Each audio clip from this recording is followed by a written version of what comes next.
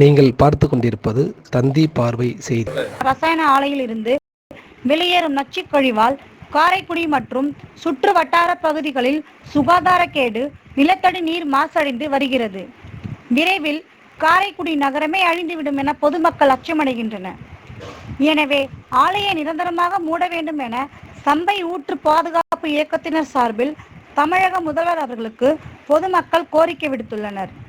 தந்தி பார்வை செய்திக்காக சிவகங்கை மாவட்டம் செய்தியாளர் அண்ணாதுரை. முழுவதும் நாசமாயிருக்கு.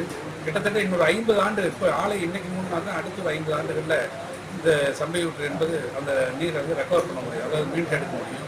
இந்த மாதிரி ஒரு சூழ்நிலை இருக்குது. அதே மாதிரி நச்சு காற்றுகளை வெளியிடுறது அந்த கெமிக்கல் ஆலை.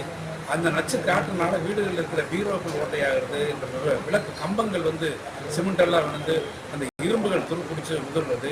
சீக்கிரம் கோயிலூர் பகுதியில் பார்த்தீங்கன்னா கம்பங்கள் ஒரு 3 மாதம் 5 மாதத்துக்கு மின் கம்பங்கள் வந்து மாற்றக்கூடிய நிலைமை என்பது உருவாகும். வெள்ளி கொலுசுகள் எதுவுமே வெள்ளையாக இருந்தது, எல்லாமே கருப்பாக மாறிடும். தகரங்கள் எல்லாமே ஓட்டையாக இருக்குது. தகர பீரோக்கள் வச்சுக்கிறது சிரமம், தகர பொருட்கள் எதையும் வச்சுக்கிறது சிரமம். அவ்வளோ தூரம் தகரங்களே ஓட்ட போடுறோம்னா அது சாதாரணமாக மனித குடல்களை வந்து ஓட்டப்படக்கூடிய சூழ்நிலை இருக்குது. அந்த காற்றுடைய மாசு அவ்வளோ மோசமாக இருக்குது. அதே மாதிரி வெளியிடக்கூடிய கழிவுகள் நீர்க்கழிவு விடக்கூடியது. எனவே இது அனைத்து வகையிலும் மக்களுக்கு பாதிப்பை தரக்கூடிய இந்த கோயிலூர் கெமிக்கல் என்பது உடனடியாக எடுத்து மூடப்படணும்னு சொல்லி தொடர்ந்து 40 ஆண்டு காலமாக மக்கள் பல்வேறு போராட்டங்கள் இருந்துருக்காங்க. இப்போ நாங்கள் எல்லா அமைப்புகளும் சேர்ந்து அனைத்து அரசியல் கட்சிகளும் ஒன்றிணைந்து ஒரு கூட்டமைப்பாக நாங்கள் இந்த போராட்டங்களை எடுத்து சென்றுட்டு இருக்கோம். இந்த முறை இந்த ஆலையை மூடும் வரை எங்களுடைய போராட்டம் என்பது தொடரும்.